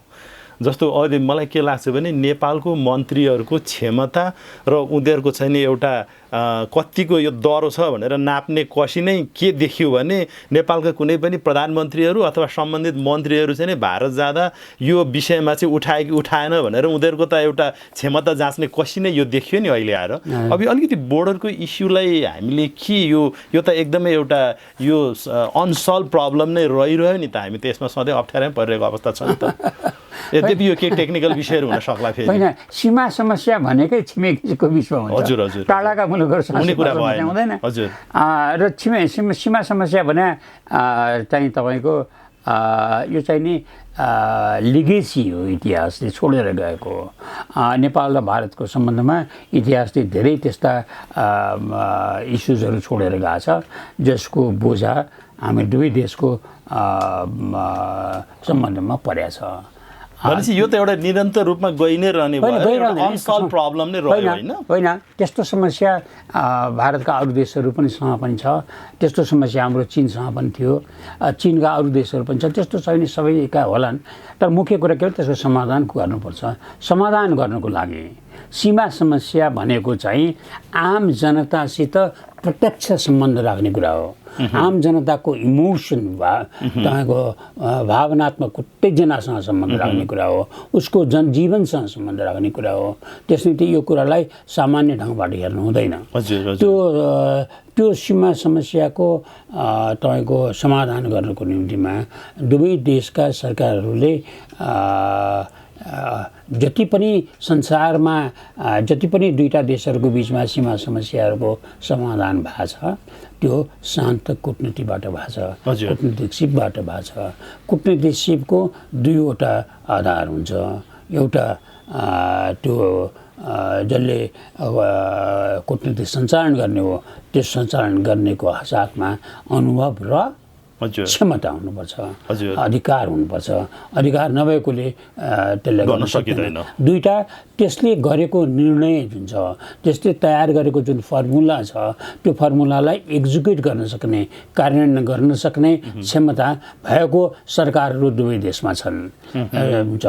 अब एउटा इतिहासले, समयले, नियतिले एउटा त्यस्तो परिस्थितिको सिर्जना गरेको थियो जुन बेलामा नेपालमा 2/3 बलवान सरकार थियो। भारतमा नरेन्द्र मोदीको सरकार ठुलो उत्साहका साथ भर्खर आएको बेला थियो र शक्तिशाली थियो। हामीले समय खेर फाल्यौँ। ओके, राइट टाइममा हामीले मुभ गर्न सकिएन। ओके, त्यो हाम्रो ठुलो कमजोरी रह्यो। होइन, हाम्रो भन्दा नि दुवै देशकोमा कमजोरी भयो भनौँ। अब तपाईको त्यसपछि आएर अहिलेको जुन परिस्थिति छ यो परिस्थिति अनुकूल छैन। किन छैन भने नेपाल चुनावमा जाँदैछ। चुनावमा कुन पार्टीले चुनाव जित्छ थाहा छैन, कस्तो खालको चुनाव आउँछ थाहा छैन। त्यसपछि त्यो चुनावमा जान लागेको बेला सङ्क्रमणकालको बेला हुन्छ। सङ्क्रमणकालको बेलामा यस्ता दूरगामी असर पर्ने कुराहरू निर्णय गरिँदैन। ओके, त्यो ट्रस्टवर्थी वातावरण पनि त्यो बेला बन्दैन, फेरि बन्दैन। अर्को सरकारले पनि पत्यार हुँदैन, त्यस्तो निर्णय गर्न चाहँदैन। त्यसले त्यो अहिले क्वाइट डिप्लोमेसीबाट जुन फरेन सेक्रेटरीको लेभलमा दुईटै सरकारहरूले बनाएका छन् टिम, त्यो टिमले क्वाइटली काम गर्ने कुराहरू गर्दै जानुपर्छ। तर निर्णयको स्थितिमा पुर्याउनुको निम्तिमा त तपाईँको चुनावपछि मात्रै हुनसक्छ। म अर्को एउटा सानो छोटो प्रसङ्गमा आयो। अहिले हाम्रो वर्तमानै हेर्ने भने अब चिनिया कम्युनिस्ट पार्टीको विदेश विभाग प्रमुख लिउ चाओको चाहिँ नि नेपाल भ्रमण भइराखेकै छ। यसलाई यहाँले एउटा कसरी हेर्नुहुन्छ? यसको भ्रमणको उद्देश्य एउटा नेपालको राजनैतिक पार्टीहरूको बिचमा एउटा समन्वय र खास गरी कम्युनिस्ट पार्टीहरूको बिचमा, अथवा यसले राष्ट्रिय राजनीतिमा नै यसले कस्तो एउटा प्रभाव पार्छ? अहिले चाइनाले नेपाललाई एउटा अलिकति सशङ्कित भएर हेरिरहेको यो वर्तमान परिवेशमा। होइन, यो मैले अघि सुरुमा यसको बारेमा अलिकति कुरा चर्चा गरिरहेको थिएँ। तपाईँको हामीले चाहिँ नेपालमा जुन ढङ्गबाट हामीले शासन सञ्चालन गरिरहनु पर्ने थियो त्यो शासन सञ्चालनमा हाम्रो त्रुटिहरू भए, कमजोरीहरू भए। हाम्रा राज्यका महत्त्वपूर्ण निकायहरू निष्क्रिय भएर गए र हाम्रो देशले खोजिराखेको जुन नेतृत्व थियो त्यो नेतृत्व पाएन भनिराखेको थिएँ।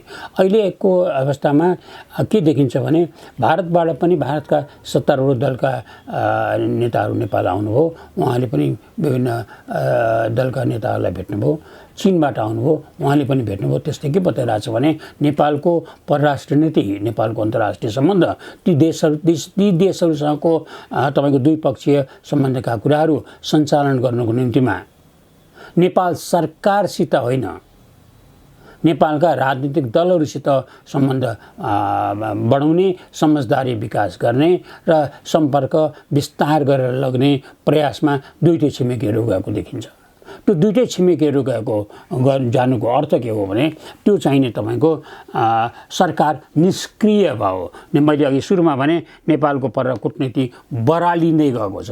नेपालको परराष्ट्र नीतिमा कमजोरी, सरकारलाई त्यो खालको एउटा स्ट्रङ मान्यता दिनुभन्दा नि एउटा पार्टीहरूलाई भेटेर पार्टीहरूसँग समन्वय गरेर चाहिँ जाने भन्ने खालको सन्देश हो। तपाईँको के भने यसलाई यसरी हेर्नुहोस् न, नेपालको राजनीतिक दलका प्रमुख राजनीतिक दलको प्रतिनिधिमण्डलहरू भारत पनि जाने गरेका छन्, चीन पनि जाने गरेका छन्। आउने जाने क्रम त्यो छ नै। हजुर, त्यो भारतमा गएको बेलामा अथवा चीनमा गएको बेलामा ती हाम्रा प्रतिनिधिमण्डलहरूले, पार्टीका प्रतिनिधिमण्डलहरूले भारतका प्रधानमन्त्रीलाई, भारतका राष्ट्रपतिलाई, भारतका परराष्ट्र मन्त्रीलाई, भारतका रक्षा मन्त्रीलाई भेटेका छन्, अथवा चीनका राष्ट्रपतिलाई, चीनका प्रधानमन्त्रीलाई, चीनका परराष्ट्र मन्त्रीलाई भेटेका छन्? छैनन्। भनेपछि कसले कसलाई कति महत्त्व दिएको छ भन्ने कुरा त्यहाँ एउटा प्रश्न भेटेका छैनन्। हजुर, तिनले कसलाई, त्यो नेपाल सरकारले कसैसँग सम्पर्क राखिरहेको छ?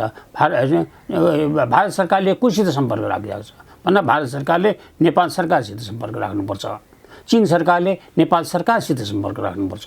नेपाल दुईटा सरकारहरूको बिचमा जे सहमति हुने हो, जे समझदारी हो, जे विचार विमर्शहरू हुने हो, जे मुद्दामा जे कुराहरू हुनुपर्ने त्यो कुराहरू हुनुपर्छ।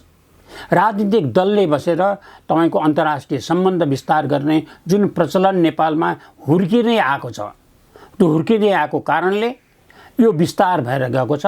त्यही कारणले सरकारको परराष्ट्र नीति, सरकारको अन्तर्राष्ट्रिय सम्बन्धमा विभिन्न खालका असङ्गतिहरू देखा परेका छन्।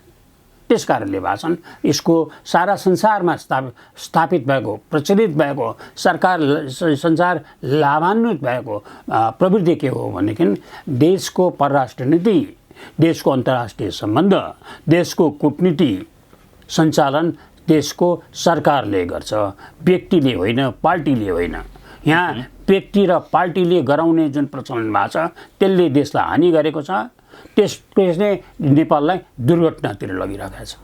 त्यो हाम्रो लागि आफैमा एउटा सुखद पक्ष होइन। त्यसले तपाईँको सरकारको व्यवस्थापनको कमजोरी हो। त्यसलाई क्वेसन चिन्ह लगाउँछ। सरकारको व्यवस्थापनको कमजोरी हो त्यो। किनभने सरकारले गर्नुपर्ने कामहरू सरकार बाहिरबाट हुन थाल्नु सरकारको क्षमतामा प्रश्न खडा गरेकै हो। हजुर, म अब एकदम मेरो अन्तिममा प्रश्न आए। यो अहिले हामी सबैलाई थाहा छ श्रीलङ्का जो राजनैतिक, सामाजिक, आर्थिक रूपले एउटा जर्जर अवस्थामा छ र यो सार्कको एउटा सदस्य राष्ट्र हो र नेपाल हामी आफै पनि एउटा सदस्य राष्ट्र र नेपाल सदस्य राष्ट्र मात्र नभएर अहिलेसम्ममा आएर अहिलेको यो वर्तमान परिप्रेक्ष्यमा हामी यसको चाहिँ अध्यक्ष पनि हौँ। यस्तो अवस्थामा सार्कको एउटा सदस्य राष्ट्र तिमीमा पनि अध्यक्ष भएको नाताले श्रीलङ्काको अहिले सामाजिक, आर्थिक, राजनीतिक जुन कुराहरू छ, यद्यपि हामी राजनैतिक सामाजिक कुराहरूमा हामी के कति सपोर्ट गर्न सकिएला त्यो छुट्टै विश्लेषणको पाटो छ। आर्थिक रूपमा त्यहाँको जनजीविकाको लागि हामीले गर्नुपर्ने भूमिका एउटा के हुन सक्छ, त्यो भूमिका हामीले अहिले खेल्न सकेको छौँ अथवा सार्कै सदस्य राष्ट्रहरूलाई नेपालले अहिले जुन एक खालको एउटा समन्वय गर्नुपर्थ्यो अवस्थामा यो गर्न सकिएको छैन नि? यसमा यहाँको धारणा के रहन्छ, के गर्नुपर्छ? पहिलो कुरा चाहिँ श्रीलङ्कामा जुन परिस्थिति सृजना भएको छ त्यो परिस्थिति सबै देशहरूको लागि एउटा तपाईँको चेतावनीको रूपमा छ। को 2.5 वर्ष अगाडि मात्रै प्रजातान्त्रिक विधिबाट सम्पन्न तपाईँको आम चुनावमा अत्यधिक बहुमत लिएर विजयी भएको राष्ट्रपतिलाई पदबाट बर्खास्त गर्नुको निम्तिमा आम जनता, असङ्गठित जनताको भिड राष्ट्रपति भवनमा गएर तपाईँको कब्जा गर्नुपर्ने अवस्था किन आयो र त्यो निर्वाचित प्रधानमन्त्री भागेर किन जानु पर्यो, त्यो निर्वाचित राष्ट्रपति भागेर किन जानु पर्यो, किन अहिले राष्ट्रपति भवन चाहिँ आम त्यो असङ्गठित जनताको भिडको कब्जामा छ भन्दाखेरिमा त्यसको अवस्थाको सिर्जनाको कारण के हो भन्ने कुराको मूल्याङ्कन हाम्रा नेताहरूले गरेकै छैन। दोस्रो कुरा चाहिँ तपाईँको के भने 74 वर्षसम्म राजनीतिक दल सञ्चालन गरेर बसेका श्रीलङ्काका पार्टीहरू किन जनता, असङ्गठित जनता निर्वाचित सरकारलाई अपदस्थ गर्न अघि बढ्दाखेरिमा केही गर्न नसकेर, सम्बोधन गर्न नसकेर निरीह भएर बसे? राजनीतिक दलहरूको साथ किन त्यसरी अचानक घट्यो? त्यो घट्नुको कारण के हो, के कमजोरीले घट्यो, त्यसको बारेमा पनि चिन्तन हाम्रा राजनीतिक दलका नेताहरूले गरेका छैनन्। श्रीलङ्का के कारणले यो दुरावस्थामा आयो? त्यति लामो समयसम्म आतङ्कवादलाई झेलेर आएको, त्यो झेलेको बेलामा पनि आर्थिक उन्नति भइन। म त त्यो आतङ्कवादको बेलामा धेरैचोटि श्रीलङ्का गएको छु। त्यहाँको विकासको कुराहरू मेरो आँखा अगाडि देखाएको छु। निरन्तर सामान्य जीवनहरू चलिराखेका थिए। त्यस्तो गर्न सक्ने राष्ट्र आज अचानक यो दुर्गतिमा किन पुग्यो, आर्थिक सङ्कटमा किन पुग्यो, किन अभिगतमा पुग्यो भन्दाखेरिमा त्यसको जवाब खोज्ने प्रयास पनि हाम्रो भएको छैन। अनि परिणाम के छ भने हामी कहाँ तपाईँको जुन त्यो रोग त्यहाँ आयो परिवारवादको, जुन रोग श्रीलङ्कामा आयो तपाईँको नातावादको, कृपावादको, भ्रष्टाचारको, कुशासनको त्यो सबै रोगहरू नेपालमा पनि छन्। त्यो रोगहरू भएको बेलामा हामी सोच्ने, सचेत हुने, सप्रिने, सुध्रिने हाम्रा प्रयासहरू प्रयत्न भएको छैन। अब दोस्रो प्रश्नमा सार्कको नेपाल अध्यक्ष मात्रै होइन, सार्कको राजधानी पनि हो। त्यो राजधानी पनि भएको देश, सार्कको अध्यक्ष पनि भएको देशको नैतिक दायित्व हुन्छ आफ्नो सदस्य राष्ट्र अचानक असफल हुने बाटोमा उभिएको छ। त्यो राष्ट्र असफल हुन थालेको छ। त्यो राष्ट्रले आफ्नो इतिहासमा यति ठुलो गम्भीर विपत्ति पहिले कहिले भोगेको थिएन, भोगिराखेको छ। त्यो भोगिरहेको बेलामा हाम्रो नैतिक दायित्वले हामीलाई के भन्छ, हामीलाई केही हाम्रो भूमिका कसरी खोजिरहेका छ भन्ने कुराको बारेमा चिन्तन हुनुपर्ने हो। त दुर्भाग्यवश सार्कको अध्यक्ष नेपाल हो, सार्कको नेपाल राजधानी हो, सार्कको संस्थापक देश हो। संस्थापन गर्ने बेलामा नेपालले धेरै ठुलो निर्णायक भूमिका खेलेको छ भन्ने बारेको चिन्तन सोचाइ राख्ने नेतृत्व देशले पाएन।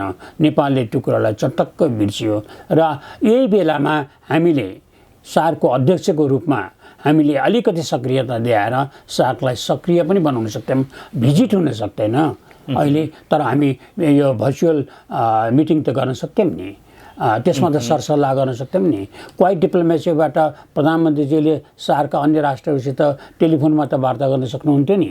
र जसले अहिले भारतले धेरै सहयोग गरिरहेका छ, अरू देशहरूले सहयोग गरिरहेछन्, हामीले जति सकिन्छ एउटा सहयोग त गर्न सक्छौँ नि। तर त्यसमा हाम्रो रुचि नै भएन। रुचि किन भएन भने नेपाल आत्मकेन्द्रित नेतृत्वबाट शासित छ। नेपाल भ्रष्टाचारकोबाट तपाईँको व्याप्त छ। नेपालमा अनाचार छ। नेपालले आफ्नो चाहिने अनुभवी योग्य प्रतिभाहरूलाई सट्टा आफ्नो मान्छेहरूलाई महत्त्वपूर्ण ओहदाहरूमा राख्ने रोगबाट ग्रस्त छ। र त्यो बेलामा नेपालले एउटा कुरा सम्झिनुपर्छ, अहिलेका नेताजीहरूले एउटा कुरा याद गर्नुपर्छ। त्यो के हो भनेदेखि त्यही रोग लागेको श्रीलङ्काले जब आर्थिक सङ्कट भयो र अहिले नगद चाहिने अवस्था भयो, तेल किन्न, औषधि किन्न, चामल किन्न, जनजीविका, त्यो बेलामा पैसा नभएर आर्थिक सहयोग लिनको निम्तिमा उनले वार्ता गर्न सक्ने कूटनीतिक क्षमता भएको, कूटनीतिक अनुभव भएको, कूटनीतिक ल्याकत भएको, कूटनीतिक सक्रियता लिन सक्ने दक्ष मान्छे नपाएर मालदिभ्सका पूर्व राष्ट्रपतिलाई आग्रह गर्नु पर्यो र उहाँलाई खटाउनु पर्यो। त्यस्तो दुरावस्था, त्यस्तो अपमानको अवस्था त्यसरी आउँदो रहेछ भन्ने कुराबाट सम्झेर हामी भ्युज्यौँ, हाम्रा नेताजीहरू भ्युजिदिनु भयो भने नेपालको कल्याण हुन्छ। यसबाट हामीले ठुलो पाठ सिक्नुपर्छ। नेपाल कल्याण हुन्छ, होइन भने नेपाल विपत्तिमा पर्छ। तर विपत्तिमा पर्ने बेलामा हामीले होस गर्नुपर्ने कुरा के हो भने श्रीलङ्का र हाम्रो स्थिति फरक छ। हामी दुईवटा त्यस्ता छिमेकीको सँग जोडिएका राष्ट्र छौँ जुन छिमेकीहरूको बिचमा द्वन्द्व छ, अविश्वास छ र तेस्रो महाशक्तिको प्रवेश भइसकेको छ र नेपाल प्लेग्राउन्ड बनिराखेको छ। र यो बेलामा नेपाल सरकारले, नेपालका नेताहरूले नेपाललाई विदेशीको खेल मैदान बन्न दिनु हुँदैन। खेल मैदान बन्ने जुन प्रयास सुरु भएको छ त्यसलाई अहिले रोक्नुपर्छ। अहिले रोक्न सकिन्छ, भोलि रोक्न गाह्रो हुन्छ। त्यसैले भोलि यो देशको इतिहास, यो देशको भूगोललाई दुर्घटनामा पार्ने जुन खतराहरू देखा पर्न थालेका छन् त्यो खतराबाट जोगाउने दायित्व सरकारमा बसेका मित्रहरूको हो। र युवा साथीहरू जो हुनुहुन्छ, जसको भविष्य छ, जसले यसका दुष्परिणामहरू भोग्नुपर्छ, उहाँहरूले चिन्तन गर्नुपर्ने, अध्ययन गर्नुपर्ने, मनन गर्नुपर्ने कुरा के भने राष्ट्रको लागि उहाँहरू हुर्किनुपर्छ, राष्ट्रको लागि उहाँहरू बाँच्नुपर्छ, राष्ट्रको लागि उहाँहरू समर्पित हुनुपर्छ। हजुर, हामीले आज खास गरी नेपालको अहिलेको समसामयिक छोटोमा हामीले राजनैतिक कुराहरू नि गऱ्यौँ, त्यसपछि खास गरी कूटनीति र वैदेशिक कुराहरूलाई हामीले गऱ्यौँ। म यसलाई अब अलिकति यसरी यसलाई अन्त्य गर्न चाहेँ। अब नेपालले यथासम्भव दुवै छिमेकी राष्ट्रहरू र महाशक्ति अमेरिकासँगको एउटा सम्बन्धलाई एउटा निश्चित साध्य भाष्य एउटा निर्माण गरेर आफ्नो हितलाई हामीले लगाउन अहिले हामीले सक्नुपर्छ। यो गर्ने हामी प्रयासमा जानुपर्छ। होइन, हामीले गरेको कुराहरू हो। जुन बेलामा हामीले लाभान्वित पनि भयौँ। हजुर। हामीले भारत र चीनसँग सम्बन्धकर्ताको सम्बन्ध विकास गर्नुपर्छ। अमेरिकासँगको सम्बन्धलाई हामीले धेरै लामो समयदेखि हामीले सम्झिनुपर्छ। अमेरिकासँगको दौत्य सम्बन्ध नेपालले भारत र चीनभन्दा पहिले गरेको हो। हजुर हजुर, यो कुरालाई पनि हामीले बिर्सनु हुँदैन। त्यस निम्ति हामीले त्यो कुरालाई स्मरण गरेर हामीले सम्बन्ध त्यसरी विकास हुन्छ। मूल कुरा के हो, मूल मन्त्र के हो भने नेपालको अन्तर्राष्ट्रिय सम्बन्धको मूल मन्त्र, नेपालको कूटनीतिको मूल मन्त्र, नेपालको राजनीतिको मूल मन्त्र के हो भने नेपालको राष्ट्रिय हित हो। हजुर हजुर, नेपालको राष्ट्रिय हितमा जे आवश्यक छ त्यही हामीले गर्नु त्यो गर्नुपर्छ। जुन कुरा नेपालको राष्ट्रको हितको विपरीत हुन्छ त्यो किमार्थ गर्नु हुँदैन, गर्न दिनु हुँदैन। कसैलाई पनि नेपाल प्लेग्राउन्ड बन्न दिनु हुँदैन। हस्, यहाँको यो अमूल्य समय, यहाँको सन्दर्भ र यहाँका अनुभवहरू, यहाँका विचारहरू हाम्रा श्रोताहरूलाई, दर्शकहरूलाई यहाँले प्रकाश पारिदिनु भएको छ।